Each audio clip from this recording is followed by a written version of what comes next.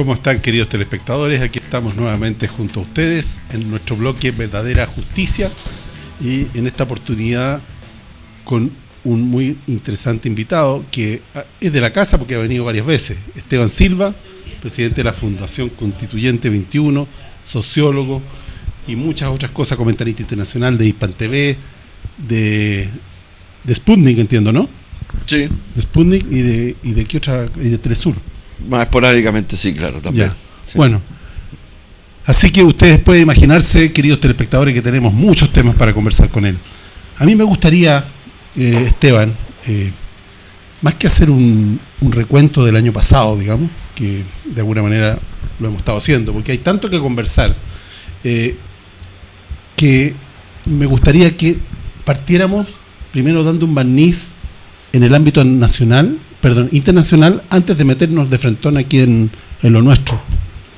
Es preocupante lo que está pasando en Latinoamérica, tú lo sabes muy bien. Acaba de asumir Bolsonaro y tiró una cantidad de medidas pero impresionante. Entonces, y él, siendo la economía más importante de Sudamérica, como que carga la balanza mucho, ¿no? ¿Cuál es tu impresión? Y me gustaría que nos convertáramos un poco de eso. Bueno, yo creo que hay una... Es cierto que hay una ola reciente de gobiernos de signo derechista, pero más bien fascista. Creo que el triunfo de Bolsonaro y la asunción de Bolsonaro es derechamente bajo un perfil fascista o neofascista, y que al mismo tiempo tiene una política autoritaria por lo mismo, ¿no? Una concepción autoritaria de esta lógica de ultraderecha, más bien fascistona, ¿no? Para imponer una agenda, en el caso de Brasil, al pueblo brasilero, de ajuste estructural. Y cuando digo ajuste estructural, tiene que ver con las privatizaciones, ¿no? De la mayor cantidad de empresas posible van a privatizar, y van a hacer un cambio en el sistema de pensiones.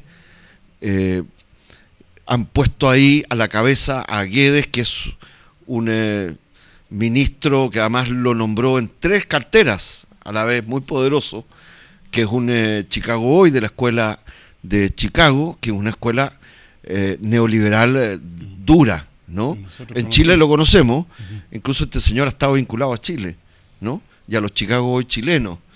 Por lo tanto, se trata de una agenda con un perfil político fascistoide, el de Bolsonaro, de intransigencia, de golpear la diversidad, ¿no? Y al mismo tiempo imponerle e instalar una agenda neoliberal privatizadora, desreguladora, que va a terminar o que va a empujar más allá en la economía brasilera y va a generar enormes problemas. No tengo duda además que esto va a generar un grado de confrontación en el propio Brasil, de proporciones que probablemente solo se conocieron allá por las décadas de los 70 durante la dictadura militar brasilera. Bolsonaro ha nombrado como ministro de Justicia, ¿no?, al juez Moro, que es el que estuvo a cargo del proceso llamado Lava-Jato, pero es quien ha estado al frente en particular de el proceso en contra del expresidente Luis Ignacio Lula da Silva, y a confesión de parte, relevo de pruebas. O sea, lo que es claro es que esta gente metió preso a Lula, porque Lula todavía no tiene sentencia firme, está bajo un proceso y toda la fase investigativa del proceso. Entonces es una prisión preventiva, en primer lugar, y después hay una resolución condena que no es firme, no es definitiva, que puede ser apelada, etcétera, y ya lo metieron preso. Y lo metieron preso para que no fuera candidato a presidente, porque evidentemente Lula sería hoy día el presidente de Brasil si no hubiera estado preso. Entonces, en pago a su servicio, es tan ridículo y tan obvio Bolsonaro lo nombra ministro de Justicia a este señor. Entonces, para las personas que de alguna manera creen todo lo que dicen los grandes medios de comunicación, porque es cierto que hay informaciones, hay corrupción, hay un proceso en Brasil, pero ha sido manipulado de una manera gigantesca. O sea, nunca se había manipulado de tal manera, por ejemplo, para condenar antes del mismo proceso al propio expresidente Lula, ¿no? Que se le condena por una supuesta donación de un departamento que habría sido otorgado por OAS, una de las constructoras que está vinculada al lavajato, ¿no? Pero nunca estuvo ni a su nombre, nunca la usufructuó, y sin embargo está metido en estos momentos preso.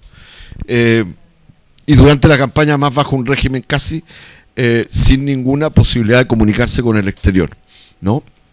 Con restricción de visita, etcétera. Bueno, más allá del tema puntual, lo cierto es que lo de Bolsonaro es muy preocupante porque es a la cabeza de un país, como bien tú decías, que tiene un peso en la economía latinoamericana y mundial, hoy día creciente, ¿no? Una cantidad de millones de habitantes que no es poca, ¿no? Y una extensión territorial y que es además vecino de varios países, de múltiples países. Evidentemente estamos ante una situación muy delicada. Esto, sin embargo, contrasta, ¿no? Con que el 1 de enero, así como el 1 de enero asumió Jair Bolsonaro, ¿no? El 1 de diciembre asumió en México Andrés Manuel López Obrador. Y eso, a lo menos desde mi punto de vista, en materia geopolítica, en la región, equilibra o va a ir equilibrando progresivamente también estos efectos más ultraderechistas o fascistas de la influencia de gobiernos como el de Bolsonaro, que tienen traducciones concretas, y una de esas traducciones concretas es el Grupo de Lima, llamado Grupo de Lima, ¿no? Donde están los gobiernos derechistas de la región, particularmente el de Macri, de Argentina, el del señor Piñera, de Chile, ¿no? Ahora a la cabeza un fascista como Bolsonaro, que además anuncia que va a venir, una de las primeras visitas va a venir acá, porque Piñera fue y lo invitó. En el Grupo de Lima también está el gobierno de Perú, que es un gobierno intrascendente, donde... voluble, digamos. Sí, intrascendente, porque además el actual presidente era vicepresidente, porque el presidente tuvo que salir por corrupción, están prácticamente todos bajo investigación o bajo proceso los expresidentes del Perú por corrupción, ¿no? Como Toledo, la investigación que hace poco del propio Alan García, que lo hizo un asilo fallido en la residencia de la Embajada del Uruguay allá, etcétera, etcétera. La ex candidata Keiko Sofía Fujimori, presa, su padre, que fue extraditado, que lo habían liberado, pero ahora claramente va a tener que volver de nuevo, etcétera. Pero estos gobiernos derechistas tienen un sustento muy importante en la presión que ejerce sobre estas políticas derechistas, incluyendo la de Chile, el gobierno de Donald Trump de los Estados Unidos. Mira, sí, probablemente las personas que nos ven la mejor imagen de lo subordinado que es la política chilena del señor Piñera, ¿no? De lo súbdito, ¿no? Frente a las políticas norteamericanas, de manera vergonzosa, creo, es la imagen de Piñera en la Casa Blanca. Ustedes se acordarán cuando él llevó como meme, que en mi opinión es un insulto a nosotras y a nosotros los chilenos y a la bandera chilena, porque es lo que él piensa, ¿no? El tipo frente a Trump llevó una imagen en donde la bandera chilena era parte de una de las estrellitas de la bandera gringa, sí, norteamericana, y con una sonrisa insólita, como buen alumno aplicado, o más bien como vasallo, Sebastián Piñera se le ponía al lado a Trump. Yo creo que Trump está siempre acostumbrado que le besen las manos, como presidente del imperio, ¿no? De tener relaciones de súbdito, con honrosas excepciones en el mundo, ¿no? Pero yo creo que hasta Trump estaba incómodo por tanta obcecación, Sí. por tanta obsecuencia, Tanto servilismo. claro, por tanto servilismo y vasallaje como el de Sebastián Piñera. Y la verdad es que yo creo que esto retrata a quién es Sebastián Piñera y la política entreguista de Piñera, que tiene además un canciller que es un señor, ahí está la imagen. Qué vergüenza. O sea, para Piñera nosotros somos una estrellita, ¿no? De la bandera del imperio de los Estados Unidos. Y él esto lo mostraba sonriente, y además ustedes se acordarán que lo salvó la campana, porque todo el mundo empezó, la verdad que primero creía que era un chiste, un meme, ¿no? Que era mentira, que como un presidente de Chile va además a la Casa Blanca a mostrar esto como un alumno aplicado, como un niñito así, ¿no?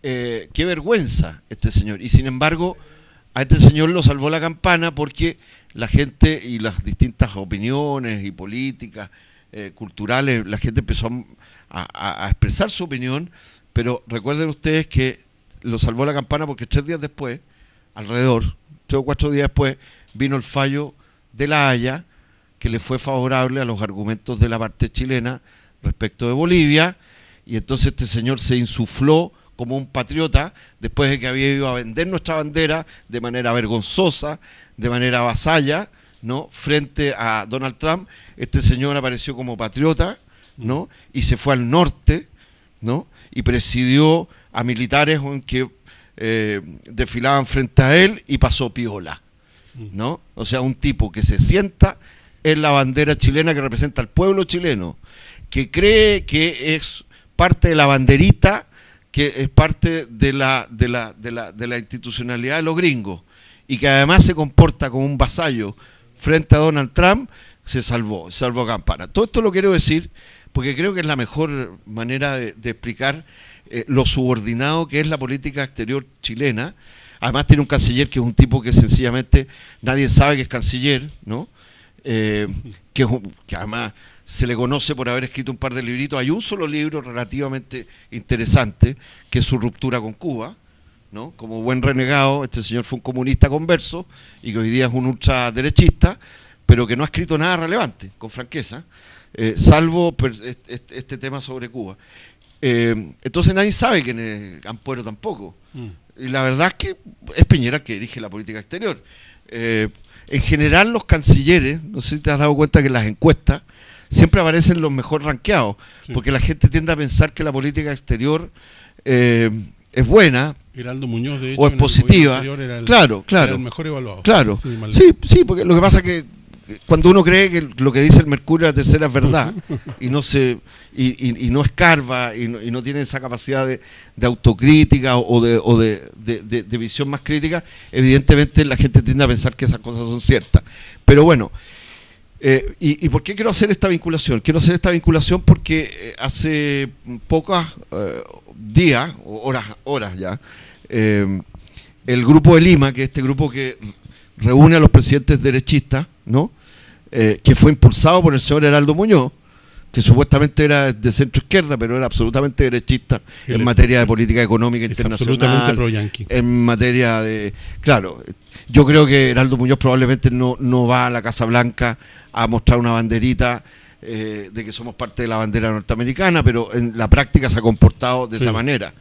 Y creo que es uno de los problemas que tenemos en Chile, que tenemos demasiados representantes en el gobierno, e incluyendo en los parlamentos, que no representan los intereses de los trabajadores del pueblo de Chile, nuestros intereses propios, nacionales, y en general son casi de los mandados de las grandes empresas y las corporaciones transnacionales, o de los grandes grupos económicos chilenos, que no tienen nada de chileno, salvo que tienen sus oficinas acá, pero en general las platas las tienen en otros lados.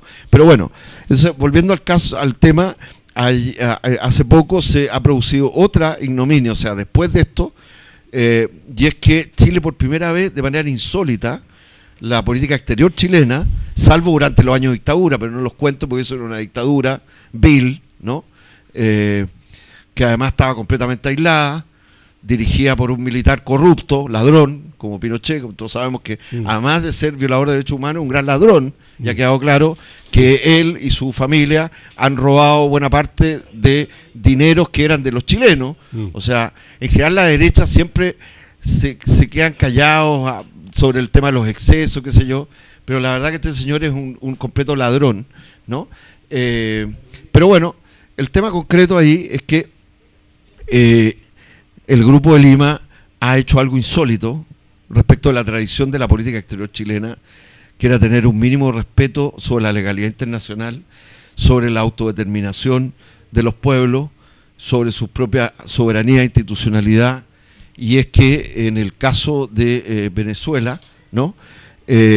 Han tomado la decisión ayer en una resolución capitaneada por Estados Unidos, por el secretario de Estado de Estados Unidos. O sea, por eso digo que es poco, que son poco presentables, porque son tan pro gringos que ni siquiera tienen rostro que fuera una decisión de políticas latinoamericanas, qué sé yo.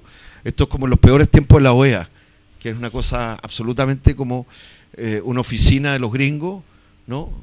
Siempre con un latinoamericano ahí para la pantalla. Para la pantalla. Entonces, y no es un discurso radical, porque es ridículo, pero es la realidad. La realidad es mucho más vergonzosa de lo que es cualquier tipo de discurso supuestamente izquierdista. La realidad es así. Bueno, entonces lo concreto es que han tomado la decisión de decir que no van a reconocer en las elecciones del gobierno del presidente Nicolás Maduro, que resultó reelecto en mayo del año pasado, pero es tan contradictorio que, por ejemplo, dicen, ¿no?, en la declaración, y por eso es grave, ¿no? Es grave que se meta Chile en esto, que nos metan a los chilenos en una agresión contra un pueblo hermano, que usen el nombre de las personas que nos están mirando, nosotras y nosotros los chilenos, para atacar a otro pueblo que es latinoamericano, ¿no? Porque ellos dicen, no, le pedimos que no asuma, porque no vamos a reconocer al señor Nicolás Maduro como Grupo de Lima, incluyendo a este señor que es canciller Roberto Ampuero, que es el que estaba allá en Lima, ¿no? Sin embargo, a continuación dicen algo absolutamente hipócrita y contradictorio respecto de lo que ellos mismos están señalando, lo que demuestra que de preocupación por la democracia, por favor, ¿no? Porque le piden que entregue el poder, el mandato, que no asuma, y que entregue el mandato a la Asamblea Nacional, o sea, al Congreso, ¿no? Recuerden ustedes que en Venezuela hay una Asamblea Nacional, sí, y se eligió después una Asamblea Constituyente, que es un poder supra mayor que la Asamblea Nacional. ¿Y por qué le piden que lo entregue a la Asamblea Nacional? ¿No? Porque en la Asamblea Nacional es mayoría la oposición. Pero esa oposición, que resultó electa a la época, hace varios años atrás, en esa Asamblea Nacional, que ahora fue superada por la elección democrática también de la Asamblea Constituyente, pero esa Asamblea Nacional fue electa bajo el mismo sistema electoral que ellos están negando. O sea, no reconocen la legitimidad de las elecciones que dieron origen a la elección del presidente Nicolás Maduro, cuyo nuevo periodo empieza, el 10 de enero. Y sin embargo, sí reconocen, bajo el mismo sistema electoral, bajo la misma institucionalidad electoral, a quienes salieron electos hace años atrás en la Asamblea Nacional de Venezuela. ¿Por qué? Porque son opositores. Sí, bueno, y la elección de Maduro, acuérdate que había muchos veedores internacionales. Por eso te digo, o sea, es que por eso te digo que el nivel de hipocresía, de doble discurso, es lo más ridículo. Se sostiene poco si no fuera porque todos los días, en la prensa, en la radio, en la televisión, nos bombardean diciéndonos allá hay una hiperefracción, todos se están muriendo de hambre, y la esto gente, es un drama, esto es terrible, y la gente repite. Y todos los medios sabemos que los gobiernan. Entonces, lo que te muestra el nivel de doblez, o sea, que aquí no hay valores. Esta gente dice que le importa la democracia. No le importa la democracia, le importa la política económica ideológica que tiene, le importa sus intereses, le importan los bancos, no le importa a la gente. Le molesta que no pueden meter las manos ahí. Entonces, porque al final el problema no es defender o no a Maduro. El problema no es si hay cómo se está manejando la economía en Venezuela. El problema es que sean los propios venezolanas y los venezolanos, sin injerencia de poderes externos, sin agresión, sin medidas de extorsión, de bloqueo, de bloqueo económico que les generan grados de conflicto económico a su economía gigantesca que golpean la vida cotidiana de la gente. El problema es que eso pueda ser resuelto entre venezolanos sin injerencia ni de los gringos, ni menos de sus aliados chiquititos o subordinados, como el señor que fue a mancillar la propia bandera chilena, poniéndola dentro de la bandera de los gringos y como genuflexo frente a Donald Trump. Entonces, este es uno de los problemas latinoamericanos de importancia, fíjate, porque puede parecer una cosa, pero claro, estamos hablando de que efectivamente Venezuela está viviendo un momento de conflictividad económica, está siendo estrangulado su propia economía, no pueden cobrar parte de sus exportaciones porque en estos momentos tienen están retenidos, sí. Retención, les han bloqueado el sistema SWIFT, que es de exportación, importación y de pago, etcétera, etcétera, etcétera. Y ahora se mete un grupo de países, de gobiernos de derecha, en nombre de nuestros propios pueblos, a agredir a otro pueblo hermano en vez de ayudar y ponerse al servicio para facilitar una solución o una estabilización de ese gobierno, pero construido entre los propios venezolanos sin injerencia externa. Y entonces, ¿por qué me di esta vuelta larga y lo mencioné? Porque así como hay un Jair Bolsonaro, ¿no?, que además aquí había una competencia en una derecha que no tiene nada de democrática en Chile, porque la señora Van Rieselbergher de la UDI lo primero que hizo fue correr como calcetinera durante las elecciones a rendirle pleitesía a Bolsonaro, ¿no? Y por supuesto el fascista de los fascistas, el señor Kast, que además se presenta como que toda esta gente además, fíjate, se presentan como que fueran Kast, Bolsonaro, como que fueran unos outsiders, como que fueran nuevos, como que nunca hubieran sido gente que está en la política, y esa gente está más embetunada en la política. El mismo Kast ha sido parlamentario, ¿no? Han vivido de la política, han lucrado de la política en sus bolsillos, comen de la política, ¿no?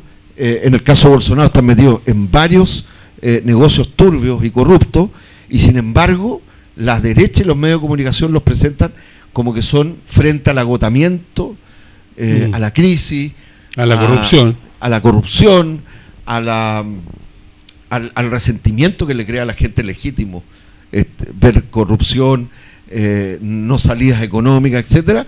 Aparecen como que son una suerte de gente que nunca había estado embetunada en la política, que son outsiders, y es mentira. Son insiders, como diría. Son gente que ha estado siempre en la política, que se reinventa, se lavan la carita y se presentan como gente distinta, que no tiene nada que ver con la política, los políticos tradicionales. Entonces Bolsonaro es un efecto bien perverso, y no conviene quedarse callado ni no denunciar a los CAS, a los fascistas locales y a ese tipo de gente, porque en una democracia, y disculpa que me vaya hacia Chile, pero sí, no, desembocamos en Chile. Y partimos del grupo de mal llamado Grupo de Lima. ¿Qué culpa tienen los limeños de que los llamen así, un cartel de gobiernos de derecha que agreden a otro pueblo a su propia autonomía y autodeterminación, como Venezuela, más allá de la opinión que uno tenga sobre el gobierno venezolano, insisto, esto tiene que ver, y ahora vuelvo, pero aquí hay un dato importante, que ya no está México. México ya les quitó el piso. Gracias a Andrés Manuel López Obrador, y México está recuperando una posición que yo quisiera que la tuviéramos en Chile, digna, en el sentido de respetar la soberanía y la autodeterminación de otros pueblos. Porque finalmente eso fue la política exterior chilena. Siempre fue. Sí, y particularmente en los años del presidente Allende, que era el tema de decir, mire, nosotros podemos ser de izquierda, como lo fue el gobierno de la Unidad Popular, tener una solidaridad con los pueblos que luchan por el socialismo, por el cambio del modelo y del sistema capitalista, pero tenemos una política ideológica sin fronteras, es decir, una política de relaciones internacionales sin fronteras ideológicas, y por eso Chile en ese periodo abrió relaciones diplomáticas con la mayor cantidad de países del mundo, tuvieran gobiernos de derecha, tuvieran gobiernos de izquierda, Y en el caso de Piñera, Piñera es tan irresponsable de que está arrastrando a los chilenos, a nosotros y nosotras los chilenos, a una política irresponsable en nombre de Chile, manipulando la política exterior con una lógica ideológica, ¿no? De derecha, en el fondo, que dice la única democracia es el tipo de modelo económico nuestro. Eso es lo que están diciendo. Hay una sola democracia. La democracia es en la cual nosotros tengamos los medios de producción y la mayoría de las empresas sean nuestras, en que paguemos pocos impuestos. Eso está diciendo en el fondo Piñera cuando se llena la boca de que es democracia. Y unas pensiones capturadas por el sistema de las AFP. Entonces estos señores viven de grandes rentabilidades y al final nos tocan unas pensiones miserables. Ese es el sistema que el señor Piñera, con su ministro, defiende como política internacional, y eso se llama frontera ideológica. Eso no es una política exterior del conjunto de las y los chilenos, aunque fueran de derecha o de izquierda o de centro. Eso es una falta de respeto a Chile, ¿no? Porque es lo mismo que hace este señor, que no nos consultó a ninguno. A ti no te consultó, a las personas que nos ven, no nos consultó en poner la bandera chilena como una estrella más de la bandera del señor Trump. Y creo que ese es un poco el tema. Bueno, y entonces volviendo al tema de los fascistas, en democracia, yo creo que a propósito de Kast, porque mira, cuando hay un sistema mínimamente democrático, mínimamente, yo no digo que es, sino que hay mínimas garantías democráticas, hay mínima pluralidad, hay mínima libertad de expresión. En Chile prácticamente no hay libertad de expresión, lo quiero decir así con toda franqueza y provocativamente, porque es verdad, yo puedo estar hablando aquí porque estoy en un canal, ¿no?, comunitario, etcétera, pero te aseguro que a mí no me invitan a la televisión abierta. Yo estuve en un par de programas, me acuerdo que una vez nunca más volví porque un productor de un programa que me invitaba, al día siguiente que enfrenté directamente a un señor que se llama Duque, que fue uno de los que fue parte del equipo de los que me procesaron en la Fiscalía Militar, en la segunda Fiscalía Militar durante dictadura. Este señor Duques tiene un gorrito, es como un payaso, es un payaso que se presenta en todo este tipo de programas de farándula. Aldo Duque se llama este señor. Bueno, y te cuento la historia. Yo lo confronté en un programa de Copano, que me invitaban bastante seguido. Lo confronté porque le recordé que él era ayudante en la Fiscalía Militar y que había sido parte del proceso que me habían hecho. Y este señor se volvió loco y gritaba, mentira, no sé qué. Bueno, al día siguiente me invitaron al mismo programa, pero por otra cosa, y uno de los ayudantes de productor, para no echarlos al agua, me pidió que no lo confrontara, porque Duque, que era panelista permanente, había dicho que si yo volvía con el tema, ¿no?, él se paraba y se iba y ya no iba a hacer más. Entonces le dije que hasta ahí yo llegaba, porque uno puede ser caballero, tener buenas prácticas respetuosas, pero decir la verdad. O sea, yo no me voy a quedar callado a un tipo que es un fascista, a un tipo que además aparece maquillado como farandulero, ¿no?, en todo ese tipo de cosas faranduleras, y me voy a quedar callado de que fue parte de tribunales de la dictadura, que eran militares, que no debieron nunca juzgar a civiles chilenos, como el caso mío y otros tantos.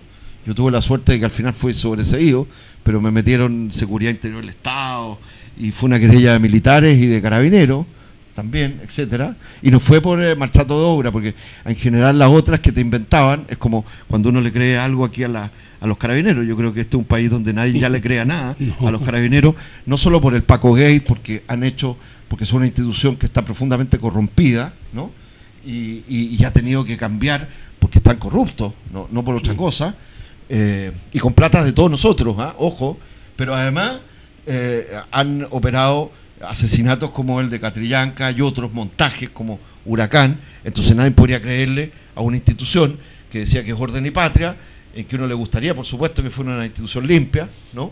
Y espero que encare los problemas que tiene institucionales, ¿no? Pero creo que ese es el tema. Mira, ahí está justamente la imagen. En relación a los derechos humanos, señor Duque.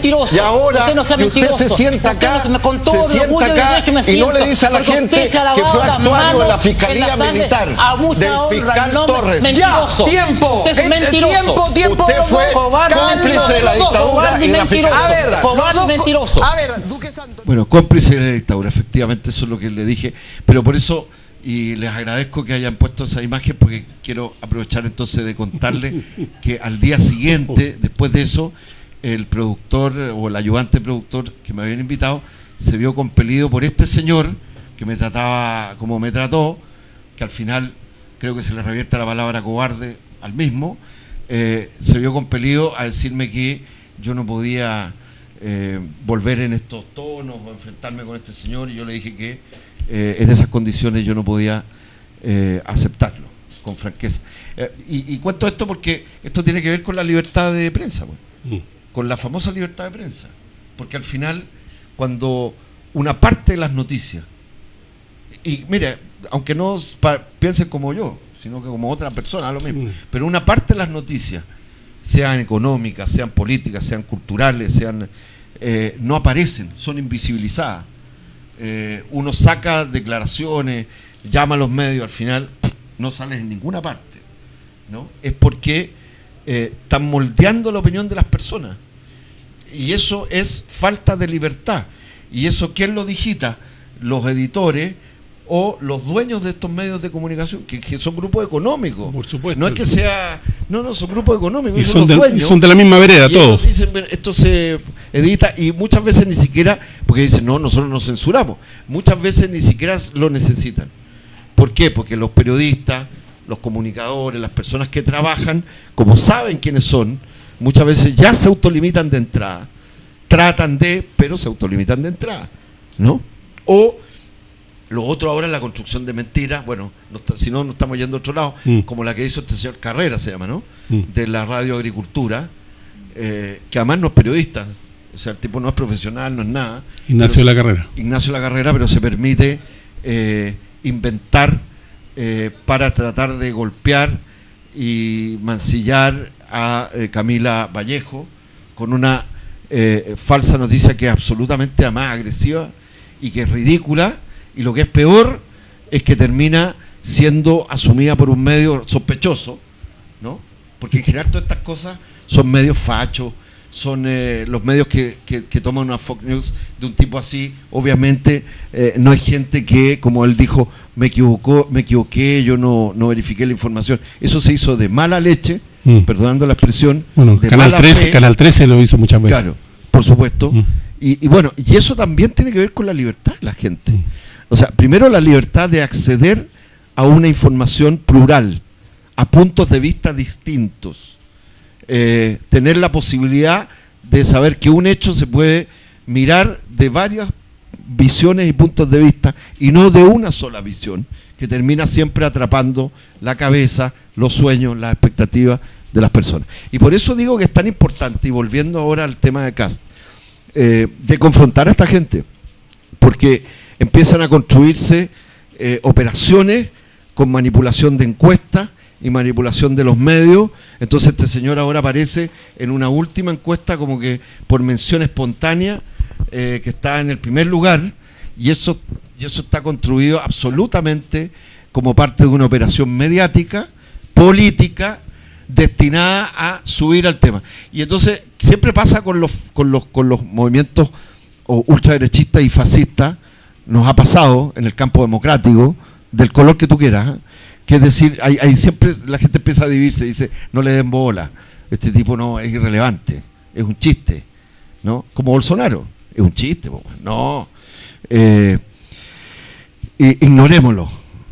Y es parte de la estrategia de ellos, justamente, en que no los golpeen, pues, y en empezar a mostrarse como gente distinta, gente incólume, que no es de los viejos políticos tradicionales como Kast, que es más antiguo que todos juntos, ¿no? Y que es de una familia además donde hubo ministros de la dictadura, es de una familia vinculada a la dictadura y que hizo plata, ¿no? Y que tiene dinero gracias a usufructuar al modelo económico de la dictadura de Pinochet, de los Chicago Boys. O sea, esa gente no es que es como cuando la UDI tiene la desfachatez de decir, ¿no?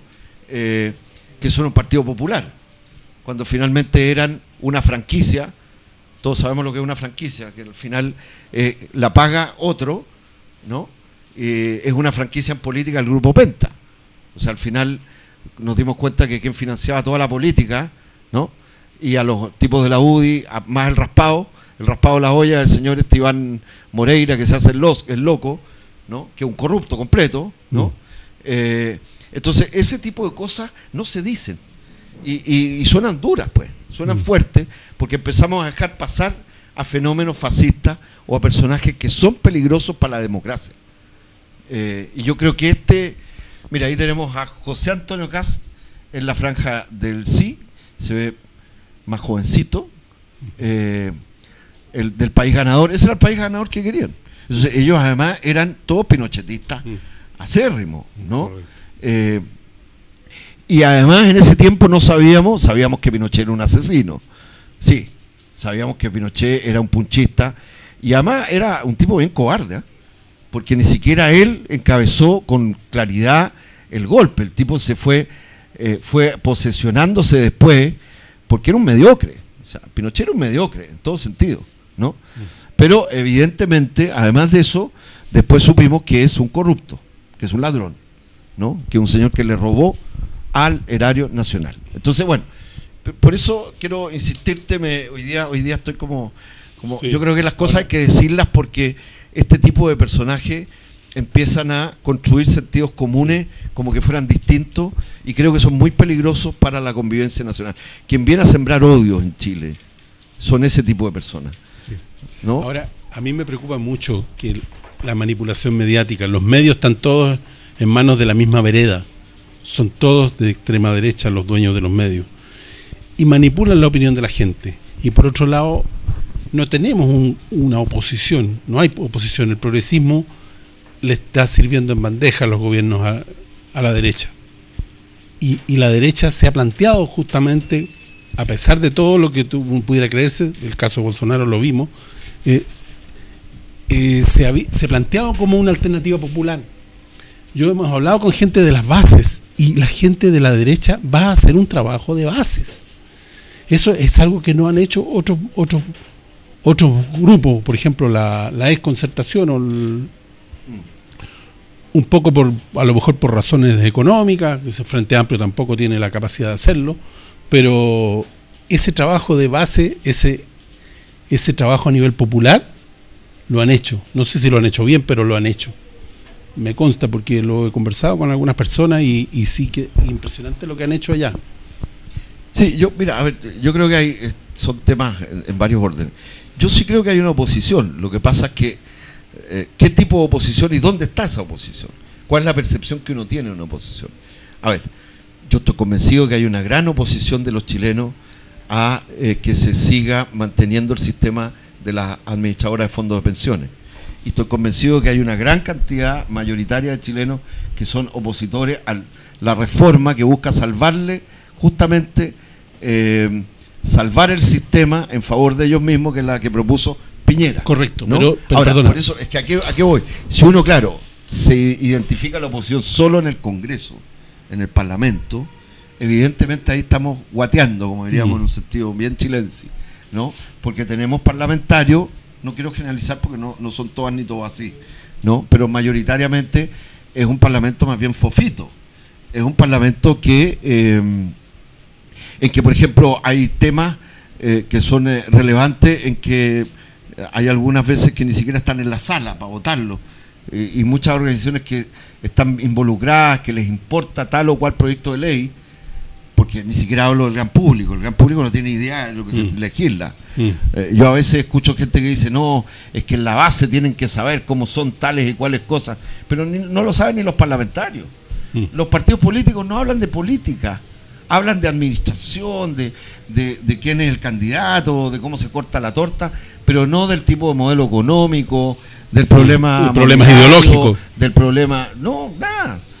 Y los que hacen eso, o las que hacen eso, son minoría. Entonces, ¿qué es primero el huevo o la gallina? Esta es la vieja discusión. A ver, ¿quién los elige? Los elige, claro, sin información. Tú me dices, sí, es verdad. O con poca información. Entonces tú eliges a gente que al cabo de un tiempo ya no te parece que te representa verdad. Entonces, claro, tenemos una democracia representativa en crisis hace mucho rato. Eso es lo que voy, primero.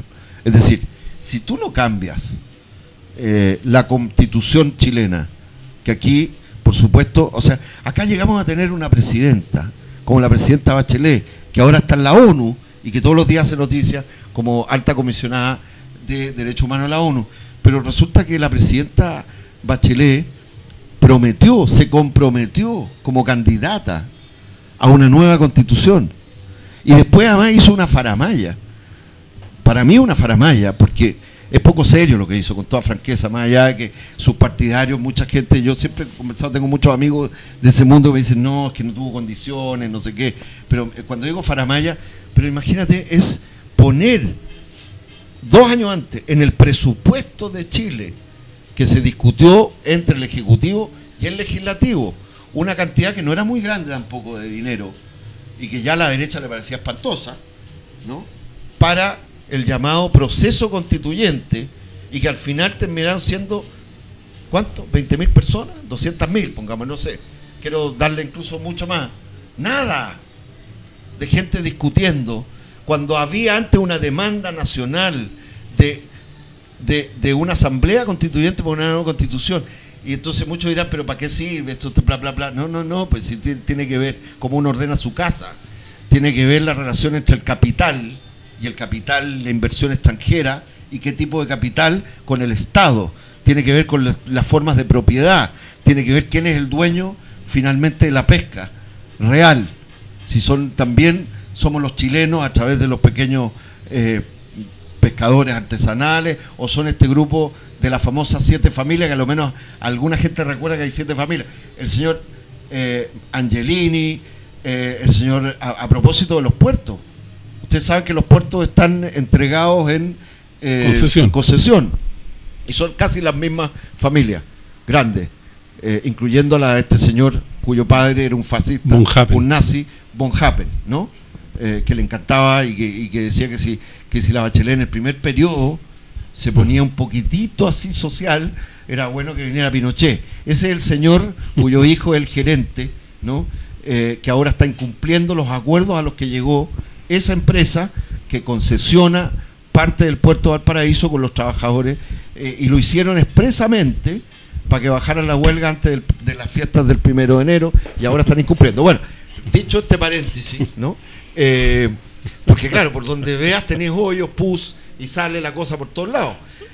Pero en el fondo, lo que vuelvo al tema, yo creo que y volviendo también a la expresidenta Bachelet, o sea, me parece una faramalla, ¿no? El haber finalmente desviado y matado prácticamente una energía social que demandaba una nueva constitución, mandando un proyecto de constitución. ¿Cuántos días antes de que se fuera? 2 días antes. No, eso es faltarle el respeto a la gente. Eso es faltarle el respeto a la gente. Mira, yo le concedo que puede que ella, esa no era su intención. Yo no estoy juzgándole las intenciones a las personas. Pero eso es, mira, eso es como cuando había una gran demanda, es un engaño, porque es hacerte cargo y después reducirla. Claro. Entonces ahora no tenemos nueva constitución, no tenemos proceso constituyente. Entonces además los partidarios de la presidenta, la ex nueva mayoría, algunos con muy buenas intenciones, otros menos para mí, pero dicen, no, es que el gobierno de Piñera, derechista, lo que está haciendo es desmontar todas las grandes reformas. ¿Qué grandes reformas? Acuérdate que estuvieron un tiempo diciendo que era un gobierno de reformas estructurales. Pero si no cuesta nada desarmárselas. O sea, ¿cómo será que ahora el cambio o la readecuación de la reforma tributaria es bastante más fácil? Porque nunca fue una reforma redistributiva de fondo. Fue hecha en la cocina por el señor Andrés Saldívar, por la vieja política, y son los mismos que estaban de componenda, que estuvieron en el campo democrático, en la componenta, y que eran parte además del tipo de modelo económico tan injusto que tiene Chile. Entonces, son capas y capas y capas previas de adormecimiento muy duro. No quiero decir con esto que hay que tener un grado de...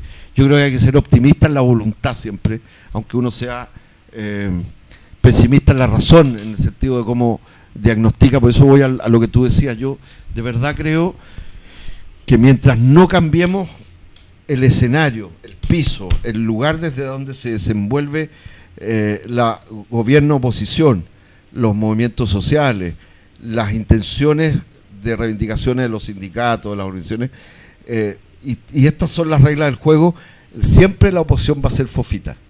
Siempre la oposición, en el fondo, va a ser para hacerle un cariñito y no un cambio a lo que tiene al frente, porque, y aún los que están adentro bien intencionados, que pueden ser menos, pero que están, o parlamentarios, qué sé yo, al final no tienen cómo cambiar nada. No tienen cómo cambiar nada. Entonces, hay una falta muy grande de percepción y concepción de qué tipo de democracia necesitamos. Necesitamos a gritos una democracia participativa. No una democracia representativa nomás. O sea, mira, quieren revocar o sea, el gobierno del señor Piñera desconoce a Maduro. Y dicen que espanto ese país, están todos muriéndose de hambre, no sé qué, no sé cuál. Es cierto que hay dificultades. Y hay inmigrantes, evidentemente. Y yo estoy por acogerlo. ¿Ah? Ojo, no estoy jamás, estoy en contra de toda xenofobia, de toda lógica de discriminación a cualquier hermano o hermana latinoamericano de cualquier país, como lo estoy sobre todo con las barbaridades que se han hecho contra el pueblo haitiano, contra los emigrantes haitianos, pero estoy por acoger a todos los emigrantes venezolanos que vengan y que tengan la opinión que tengan sobre el gobierno de Maduro, ¿eh? O sea, no, esto no tiene que ver con eso, pero lo que quiero decir con eso, ¿no? Volviendo a lo que hablábamos, es que finalmente en ese país, ¿no?, sí hay revocación de autoridades. Está establecido en la Constitución, que es una constitución mucho más democrática que la nuestra, que se hizo con asamblea constituyente. Correcto. Entonces hay gente que prefiere ser borrego, ¿no?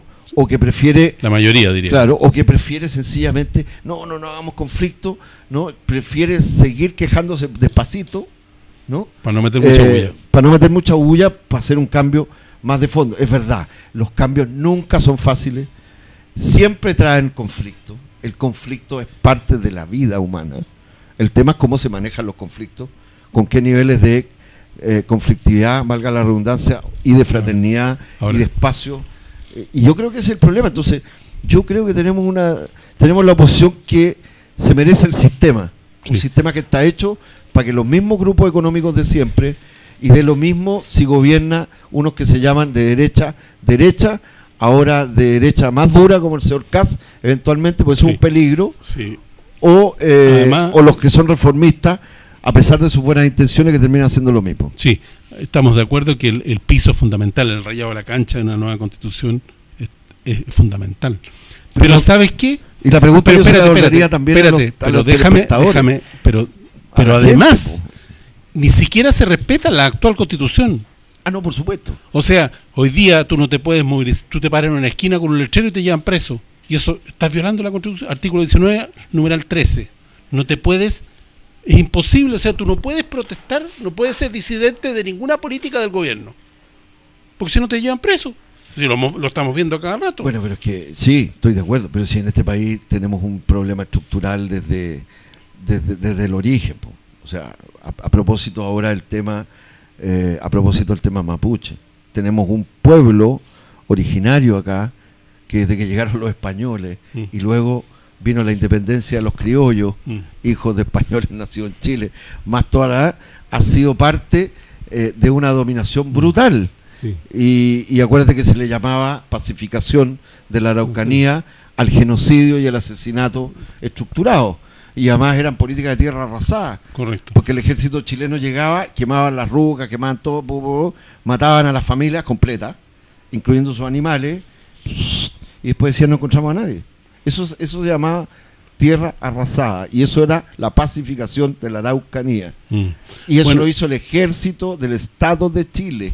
Entonces, el glorioso ejército. Cuando uno ve hasta el día de hoy que hay gente que su única respuesta es, diga, métale ley interior del Estado, ley antiterrorista, es la misma expresión, cambiado siglos después, y el comando jungla, y unos tipos vestidos así como o al punto que llegamos con la historia de Cachillanca, como lo vimos, a más de que es un asesinato alevoso, pero esta historia que le costó el cargo al propio general Hermes Soto, no solo eso, de haber ido al Congreso, o sea, a instituciones que están en la Constitución, ojo, a la supuesta institucional que tenemos. Acuérdense que este señor fue al Congreso a decir que no existía registro en el casco de los efectivos del GOPE que habían asesinado, que después quedó desmentido porque hubo 3 peliculitas que salieron, ¿no? Bien complejas, y que la ha visto todo el mundo por todos lados, pero este señor fue a decir que el único registro del casco lo había eliminado el carabinero, el funcionario del GOPE, porque mantenía imágenes íntimas. Sí. Es decir, que este señor se iba a la cama, weón, con su señora, weón, con el casco. O sea, es una cosa ridícula. Sí. Y lo más insólito y ridículo es que el director general de Carabineros anterior fue a contárselo y a decírselo a los diputados de que hay un problema con el casco de un señor, porque este señor no quería, tenía imágenes pornográficas, no sé qué sería, ¿no? Y que por eso lo había borrado. Entonces, es tan ridículo porque eso salió en la prensa. Sí, y la gente lo creía. La mentira. Y nadie se indigna. Entonces, cuando las cosas se convierten en algo cotidiano, cuando la imbecilidad se convierte en algo cotidiano, cuando la mentira es algo que aceptamos todos y todas, unos porque no queremos mucho lío, entonces, no, otros porque creen que así es la vida, ¿no? Y otros porque creen que hay otros que los tienen que dirigir, estamos perdidos. Entonces, yo no lo veo todo negativo, pero claro, por eso te digo que qué tipo de oposición también depende del tipo de institucionalidad que tenemos. Entonces, ¿nos merecemos este tipo de oposición? Claro que nos merecemos. La institucionalidad que tenemos está matando a todos. Está al servicio del poder económico, está matando a todos los disidentes, no solo a Catrillanca. Mata a Alejandro Castro, no se ha probado que es un asesinato, pero hay muchas. Seguro. Después hay un joven de apellido Jiménez también anterior. Pero tú qué crees, Claudio, dirigente que sindical. Le pasa después, a la gente que nos ve? Yo creo que la gente que nos ve más bien se asusta, ¿o qué? Porque es que eso está hecho para el susto, para que la gente diga, no nos metamos en cosas. No, claro, no, ¿para qué? Pues estos gallos son todos unos tipos medio resentidos, andan todo el día enojados, alegan y dicen cosas terribles, porque eso está bien construido. Claro. Porque sí se pueden cambiar las cosas, y se pueden cambiar sin que hayan derramamiento de sangre, sí, pues. Si cuando la gente de verdad hace, pero es verdad, no es lo mismo un gobierno que otro, ¿eh? No, aquí se ha aprobado con este señor, o en Brasil. O sea, tan es así que no es lo mismo que había que encarcelar a Lula para que no fuera candidato presidencial, no fuera presidente y saliera el fascista. Entonces, por eso no da lo mismo, ni el voto no importa, porque mucha gente además tiene esa típica concepción que también está bien manipulada por los medios de comunicación y por la radio, por la televisión y por la señora Juanita, cuando hablamos de la señora Juanita, que es decir, no, yo al día siguiente tengo que seguir trabajando. No, es que los políticos, como que política no fuera el IVA, cuánto sale el kilo de pan, ¿no? De arroz, cuánto es el IVA en la canasta básica familiar que consumimos una familia. Porque la mayoría de las cosas las estamos comprando en la feria, con los coleros, muchas veces productos en mala calidad de manipulación, por ejemplo, sobre todo, no digo la feria, no quiero hablar más de los feriantes, sino que, por ejemplo, el cerdo o las comidas, etcétera, y mucha más gente va a los grandes supermercados y pagan cuotas y no compra todo ahí, lo compra en las ferias. O sea, el precio de los alimentos ha subido montones. Bueno, eso es concreto, eso es política. Lo que tiene que ver con lo que consumimos, con el endeudamiento que tenemos diario o a fin de mes para comprar las cosas básicas de los alimentos, aparte de movilizarnos, aparte de todas las demás cosas, tiene que ver con el modelo económico. Bueno, Esteban, lamentablemente... Que hablé mucho. Yo siempre te dije, tenemos que acotar un poco. Antes de terminar, que estamos en la hora... no puedo dejar de comentar una vez que a propósito de lo último que estaba diciendo, que en una oportunidad tú me dijiste de que la gente votaba para ganar, no por lo que realmente prefiere, no, porque una opción que le parece muy válida la desechaban porque no iba a ganar, no tenía opciones, preferían tomar una opción la menos mala dentro de los que tenían posibilidades de ganar, y eso te lo habían dicho a ti la gente, ¿no? Eso fue, pero una cosa... Yo fui candidato. Y además por esta zona también. Entonces, fue una buena experiencia en ese plano. Ahora, yo sí creo que existe siempre posibilidad de que la percepción, la conciencia de las personas cambie, pueda ser más amplia, más crítica, en un sentido positivo, no siempre en el sentido de ver todo complicado, porque es verdad que las cosas están complicadas.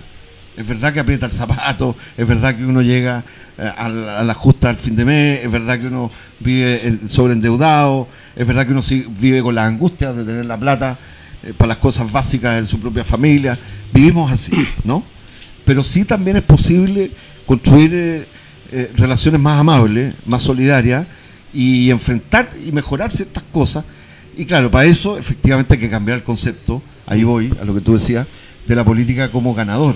En el sentido de que prefiero votar por este o por esta para no perder, ¿no? Yo creo que algo cambió, algo empezó a cambiar desde que se modificó, a lo menos en el caso de Chile, más reciente, el sistema binominal. Por algo hay 20, por ejemplo, parlamentarios, y no digo porque esté diciendo que son lo mejor que hay, pero hay 20 parlamentarios del Frente Amplio y un senador. Y está gente como, no sé, hasta Florcita Motúa está ahí, ¿no? Y otras que son más peleadores o dirigentes sociales, así como está la Nullao, que es socialista, pero que más que del Partido Socialista, ya ante todo una representante de su propia comunidad, y a uno le da gusto ver que los parlamentarios o una parte se empiezan a parecer a como somos los chilenos. O sea, porque se han dado cuenta que casi todos tienen nombres que no tienen que ver ni con los González, ni con los Silva, ni con los... Estamos entre puros casi, y puros nombres entre gringos, ingleses y no sé qué. Y eso también, ojo, tiene que ver con el tipo de persona que nosotros y nosotras elegimos. Saquen la cuenta, hagan el ejercicio y empiecen a buscar los apellidos de los parlamentarios. Con esto no quiero decir que hayan algunos, los Jackson y todo, que sean malos o que no sé qué, pero la mayoría son nombres, son apellidos que también son extranjeros, y en el fondo lo digo porque somos un pueblo también mixto, con mucha mixtura, y somos un país que ha acogido y va a seguir acogiendo, les guste o no les guste, por necesidad y por nuestra forma de vivir, a la emigración de distintos pueblos del mundo. Bueno, queridos telespectadores, los tenemos que dejar. Muchas gracias Esteban. Nos quedamos cortos con el programa. Hasta el próximo sábado a la misma hora. Muchas gracias.